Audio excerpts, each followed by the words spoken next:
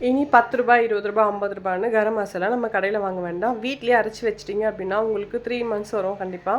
So இது நீங்கள் இந்த இன்க்ரீடியன்ஸ் யூஸ் பண்ணி அரைச்சிக்கலாம். தனியா ஒரு 2 டேபிள் ஸ்பூன் ஃபுல்லாக, கிராம்பு 1.5 ஸ்பூன், பட்டை ஒரு 5லேருந்து 6, கடல் பாசி 3 ஜாதி பத்திரி, ஸ்டார் வந்து ஒரு 5லேருந்து 6, ஸ்டார் பூ அன்னாச்சி பூன்னு சொல்லுவாங்க, கசகசா 1.5 ஸ்பூன், ஏலக்காய் ஒரு 20லேருந்து 30, 1.5 ஸ்பூன் சீரகம், 1.5 ஸ்பூன் மிளகு, 2 ஸ்பூன் சோம்பு, பிரிஞ்சி இலை ஒரு 4லேருந்து 5 போல். ஸோ இது எல்லாமே சேர்த்து நம்ம ட்ரை ரோஸ்ட் பண்ண போகிறோம். ரொம்ப ஹை ஃப்ளேமில் வச்சிட்டிங்கன்னா மசாலா வந்து உங்களுக்கு ஒரு மாதிரி கருகிடும்.